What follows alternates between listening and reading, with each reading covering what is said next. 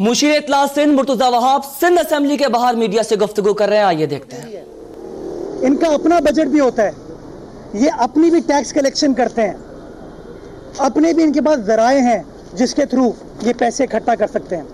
मैं उसके भी दस्तावेजात आपसे शेयर कर लेता हूँ कि इनके जो टारगेट्स थे जो कि इन्होंने खुद अपने बजट में दर्ज किए थे, उन्होंने वो टारगेट्स मीट नहीं किए।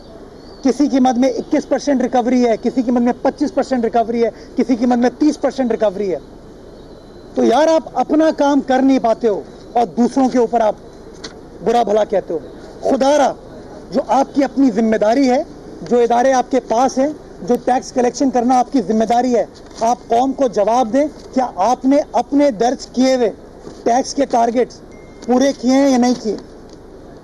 आप रिकॉर्ड उठा के देखें कि वो टैक्स टारगेट्स मुस्तफ़ा कमाल के ज़माने में क्या थे, अरशद वोरा के ज़माने में क्या थे और अब वसीम अख्तर के ज़माने में क्या है। खुदारा ये जो आपको मैंडेट मिला है, ये सियासत करने के लिए नहीं मिला, ये आवाम की खिदमत करने के लिए मिला है। और खुदारा वक्त आ गया है कि आप बहुत आपने इख्तियारात का रोना रो लिया। ये जो 39-40 अरब रुपए आपको मिले, इसका हिसाब दें कि आपने कराची की किस तरीके से खिदमत की है। बहुत शुक्रिया। ये बताएं कि आप 3 साल के बाद उनसे सवाल कर रहे हैं, मेयर की एमसी से 3 साल में सवाल कर रहे हैं, 40 अरब डकार गए, वो एंटी करप्शन कब मुतहर्रिक होगा इनके खिलाफ। देखिए मैं समझता हूँ ये सवाल नहीं पूछा जा रहा, बार बार सवाल पूछा गया है और बार बार कहते हैं कि जी हमारे पास इख्तियारात नहीं है। जब कल और आपने परसों देखा कि इन्होंने एक अगेन नेगेटिव प्रोपेगेंडा करने की कोशिश की कि कराची के हुकूक को पामाल किया जा रहा है, तो मैं समझता हूँ ज़रूरी था सिंध गवर्नमेंट की जानिब से कि उनको जवाब दिया जाए और जवाब फैक्ट्स एंड फिगर्स के ऊपर दिया जाए। मैं कोई इल्ज़ाम नहीं लगा रहा, क्या पता वो पैसे लगे हों, क्या पता कहीं लगे हों, किसी का घर बन गया हो, क्या पता किसी की गाड़ी आ गई हो। सवाल मैं पूछ रहा हूँ कि 39 अरब रुपए, 8 अरब रुपए में सिंध हुकूमत इतना सारा काम कर सकती है। 39 अरब रुपए में तो आप कराची का हुलिया तब्दील कर सकते थे, क्या किया आपने। नजर आता है आपको कोई काम होते हुए तो आप मुझे बताइए। ये करीब में जहांगीर पार्क है, ये कई सालों से तबाहाली का शिकार था। इनको ये तौफीक नहीं हुई कि वो जहांगीर पार्क को तब्दील कर देते। उस पार्क को भी तब्दील करने के लिए किसको आना पड़ा, सिंध गवर्नमेंट को आना पड़ा, पाकिस्तान पीपल्स पार्टी को आना पड़ा। आपके सामने ये पीछे आप चले जाएं, आर्ट्स काउंसिल की पिछली रोड सिंध असेंबली के आसपास है, केएमसी के आसपास की सड़क है। इस सड़क की तज़ीन और आइश कौन कर रहा है, सिंध गवर्नमेंट कर रही है। इन्होंने कराची वालों की दुकानें छीनने के लिए बुलडोजर चला दिए, एम्प्रेस मार्केट के आसपास की दुकानें मिसमार कर दी उन्होंने। उसके आसपास की बाउंड्री वॉल वो खुद तामीर नहीं कर सकते, वो बाउंड्री वॉल भी सिंध हुकूमत तामीर कर रही है। तो मैं समझता हूँ वक्त आ गया है कि कब तक आप इख्तियारात का रोना रहेंगे। वक्त आ गया आप कौम को जवाब दें, कराची वालों को जवाब दें कि आपने एक्चुअली जो आपको उनका पैसा मिला है, आपने उस पैसे को किस तरीके से खर्च किया है। 40 साल करके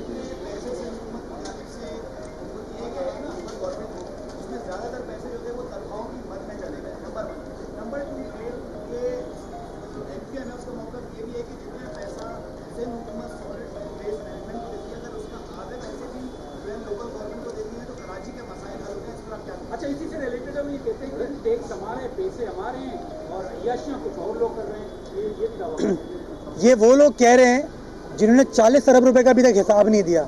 मैं कहता हूँ 40 क्या, इनको 400 अरब दे दो, यही होगा, क्योंकि इनका मकसद आवाम के मसाइल हल करना नहीं है, आवाम को रिलीफ प्रोवाइड करना नहीं है। देखिए आपको जो पैसा दिया जाता है वो कानूनी शक्ल में दिया जाता है। कराची से बिल्कुल पैसा इकट्ठा होता है, सूबा सिंध से पैसा इकट्ठा होता है, लेकिन पैसा आखिर में नेशनल एक्सचेकर में जाता है।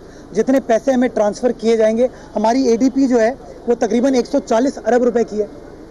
हम उस 140 अरब रुपए के अंदर ही अपना डेवलपमेंट कर पाएंगे ना। तो अगर 40 अरब रुपए केएमसी को मिल रहे हैं तो मैं समझता हूँ सवाल पूछना जायज़ है। मेरे बराबर में ऑपोजिशन लीडर मौजूद हैं केएमसी के, ये सवाल पूछते हैं, इनको जवाब नहीं दिया जाता।